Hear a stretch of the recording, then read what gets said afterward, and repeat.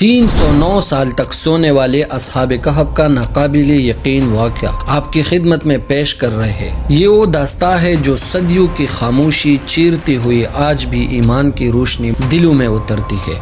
ایک شہر جہاں ظلم کی سانسیں پتھروں سے بھی باری تھی، ایک بادشاہ جو خود کو خدا کہلوانا چاہتا تھا، نعوذ باللہ، اور چند نوجوانوں جنہوں نے سچ کے لیے سب کچھ چھوڑ دیا۔ یہ ہے اصحاب کہف کی اور روایت جو وقت کو چیلنج کرتی ہے اور انسان کو یاد دلاتی ہے کہ حق کبھی تنہا نہیں ہوتا۔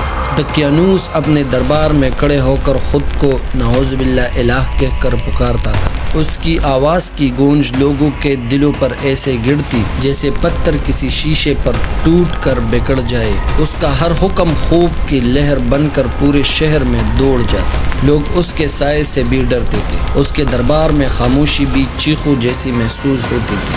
لیکن ظلم کے اس گپ اندھیرے میں کچھ دل ایسے بھی تھے جو ایمان کی روشنی سے جگمگا رہے تھے۔ کچھ نوجوان مضبوط ایمان والے، سچے دل رکھنے والے شہر کے ایک پرانی ویراں باغ کی ٹوٹی دیواروں کے پیچھے چھپ کر اللہ کی وحدانیت کا اعلان کرتے۔ یہ لمحے ان کے لیے امید تھے اور خطرہ بھی، مگر اندھیروں میں ہمیشہ کوئی نہ کوئی دیکھ رہا ہوتا ہے۔ دشمنوں کے کان چونکنے تھے۔ انہوں نے ان نوجوانوں کی سرگوشیاں سن لی۔ آقا 3 عربی نوجوان عبادت کر رہے تھے۔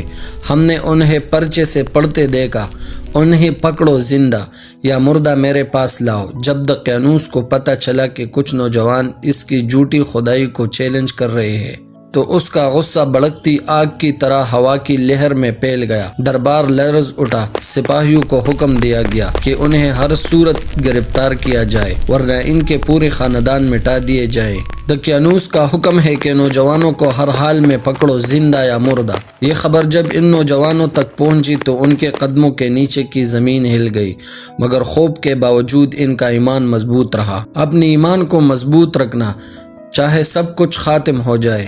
حق کے لیے چھپ کر بھی ہم سچ بولیں گے۔ اور پھر انہوں نے ایک ایسا فیصلہ کیا جو کسی آزمائش سے کم نہ تھا، شہر چھوڑ کر بھاگ جانا۔ اللہ تعالیٰ سورہ کہف آیات نمبر 10 میں فرماتا ہے، جب ان نوجوانوں نے ایک غار میں پناہ لی، پھر کہنے لگے، اے ہمارے رب، ہمیں اپنے پاس سے رحمت عطا فرما اور ہمارے لیے ہمارے معاملے میں ہدایت کے اسباب مہیا فرما۔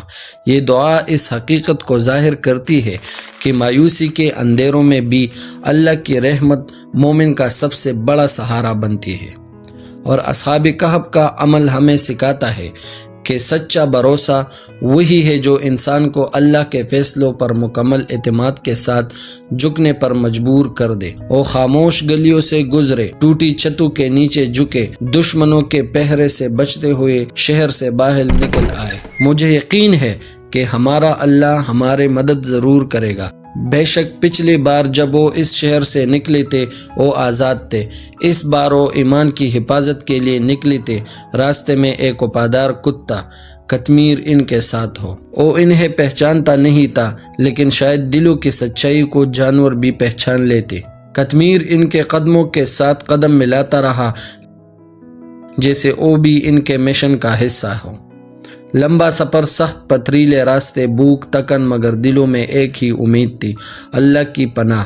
صبح کے پہلے روشن لمحے میں جب دھوپ آسمان کے کناروں سے جھانکنے لگی، انہیں ایک غیر معمولی غار دکھائی دیا، گہرائی میں چھپا ہوا مگر انسان کو اپنی طرف کھینچتا ہوا۔ یہ غار عام نہیں تھا، اس کے اندر ایک ایسا سکون تھا جو دنیا کے شور سے بالکل مختلف تھا۔ وہ اندر چلے گئے۔ یہاں ہوا ٹھنڈی تھی، روشنی نرم تھی، جیسے خود اللہ نے اس جگہ پر سکون کی چادر تاندی ہو۔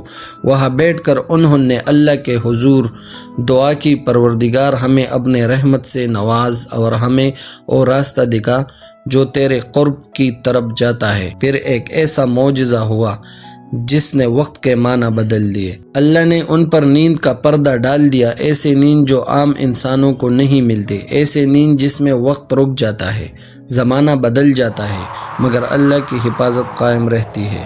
اللہ تعالیٰ سورہ کہف آیات نمبر 17 اور 18 میں فرماتا ہے، اور تم سورج کو دیکھو گے کہ جب نکلتا ہے تو ان کے غار کے دائیں جانب مائل ہو کر نکل جاتا ہے، اور جب حروم ہوتا ہے تو ان سے بائیں طرف کترا کر گزر جاتا ہے، حالانکہ وہ اس غار کے کھلے حصے میں ہے۔ یہ اللہ کی نشانی میں سے ہے، جسے اللہ ہدایت دیتا ہے تو وہی ہدایت پانے والا ہے، اور جسے وہ گمراہ کرے تو تم ہرگز اس کے لیے کوئی راہ دکھانے والا مددگار نہ پاؤ گے، اور تم انہیں جاگتے ہوئے خیال کرو گے حالانکہ وہ سو رہے ہیں، اور ہم ان کے دائیں اور بائیں کا روٹ بدلتے رہتے ہیں، اور ان کا کتا غار کی چوکٹ پر اپنی کلایا پلائے ہوئے ہے۔ اگر تو انہیں جانگ کر دیکھ لے تو ان سے پیٹ پھیر کر بھاگ جائے اور ان کی ہیبت سے بھر جائے۔ اور پھر سال گزرے، دہائیاں گزرے، پہلی صدی گزری، پھر دوسری صدی گزری، پھر تیسری صدی بھی چلی گئی، دنیا بدل گئی، شہر بدل گیا، ظلم کی حکومت ختم ہو گئی، ایمان کی روشنی پھیل گئی، مگر یہ نوجوان اللہ کی حفاظت میں سوئے رہے، بغیر بھوک، بغیر پیاس، بغیر خوف۔ پھر ایک دن اللہ نے انہیں جگا دیا جیسے وہ صرف چند گھنٹے سوئے ہو۔ آنکھ کھلتے ہی انہوں نے ایک دوسرے کو دیکھا، نہ وہ بوڑھے ہوئے، نہ تھکے، نہ کمزور۔ میں یہاں کتنے دن ہو گئے؟ شاید ایک دن یا اس سے بھی کم، بلکہ ہمارا خدا ہی بہتر جانتا ہے کہ ہم یہاں کتنے دنوں سے ہیں۔ اور اللہ تعالیٰ نے ان کے دل میں یہ بات ڈالی کہ شاید صرف ایک دن یا دن کا کچھ حصہ ہی گزرا ہے۔ اللہ تعالیٰ سورہ کہف آیات نمبر 19 میں فرماتا ہے، اور ویسا ہی ہم نے انہیں جگایا تھا تاکہ آپس میں ایک دوسرے سے حالات پوچھے۔ ان میں سے ایک کہنے والے نے کہا، تم یہاں کتنے دیر رہے ہو؟ چند افراد نے کہا کہ ہم ایک دن رہے ہیں، یا ایک دن سے کچھ کم وقت۔ دوسرے نے کہا، تمہارا رب خوب جانتا ہے جتنا تم ٹھہرے ہو، تو اپنے میں سے ایک کو یہ چاندی دے کر شہر کی طرف بھیجو تاکہ وہ دیکھے کہ وہاں کون سا کھانا زیادہ عمدہ ہے، کہ نرمی سے کام لے، اور ہرگز کسی کو تمہاری اطلاع نہ دے۔ جب وہ غار سے باہر نکلے، انہوں نے ایک بدلی ہوئی دنیا دیکھی۔ وہ شہر جو کبھی ظلم کا مرکز تھا، اب ایمان اور انصاف کا شہر بن چکا تھا۔ لوگ چہرے پر سکون لیے پھرتے تھے، بازاروں سے خوف کی فضا اٹھ چکی تھی، ہر طرف اللہ کی وحدانیت کی گونج تھی۔ انہوں نے اپنی ایک ساتھی کو چاندی کا ایک سکہ دے کر کہا، جاؤ سکہ لے جاؤ اور شہر سے کوئی اچھا سا کھانا خرید کر لاؤ۔ احتیاط سے جانا۔ لیکن جب وہ بازار پہنچا اور اس نے وہ پرانا سکہ دیا، دکاندار کی آنکھیں حیرت سے پھیل گئی۔ یہ سکہ تو بہت پرانا لگتا ہے، تمہیں یہ کہاں ملا؟ اس نے کہا، ملا سا کیا مطلب؟ میں سمجھا نہیں۔ بازار میں شور مچ گیا، لوگ جمع ہو گئے۔ اس نوجوان کا لباس، اس کی گفتگو، سب کچھ ماضی کے نشانی لگ رہا تھا۔ بات قاضی تک پہنچی۔ قاضی کے سامنے جب یہ سکہ رکھا گیا تو جیسے سچائی خود بول اٹھی۔ قاضی نے فوراً حکم دیا کہ سب لوگ اس جوان کے ساتھ غار کی طرف چلے۔ جب وہ سب غار کے قریب پہنچے جہاں وہ نوجوان باقی ساتھیوں کے ساتھ کھڑے، ایک نورانی سکون غار کے دہانے سے باہر پھیل رہا تھا۔ لوگ حیرت سے اس منظر کو دیکھ رہے تھے۔ یہ وہ لمحہ تھا جب معجزہ مکمل ظاہر ہونے والا تھا۔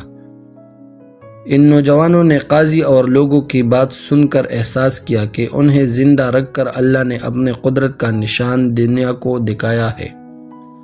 پھر اللہ نے انہیں دوبارہ سکون کی نیند عطا کی، لیکن اس بار ہمیشہ کے لیے دنیا کے شور سے دور، غار کی خاموشی میں اللہ کی رحمت کے سائے میں ان کی کہانی قرآن کا حصہ بن دی، تاکہ ہر انسان سمجھے کہ اللہ کی قدرت سے بڑھ کر کوئی قدرت نہیں، اور جب دل ایمان سے روشن ہو جائے تو پوری دنیا مل کر بھی اسے بجھا نہیں سکتی۔ اصحاب کہف اس دنیا سے چلی گئی، مگر ان کا چراغ آج بھی ایمان والوں کے دلوں میں جلتا ہے۔ یہ کہانی ہر اس دل کے لیے ہے جو سچائی کے راستے میں ڈر محسوس کرتا ہے، یہ بتانے کے لیے کہ اللہ کے لیے قدم بڑھانے والے کبھی تنہا نہیں رہتے۔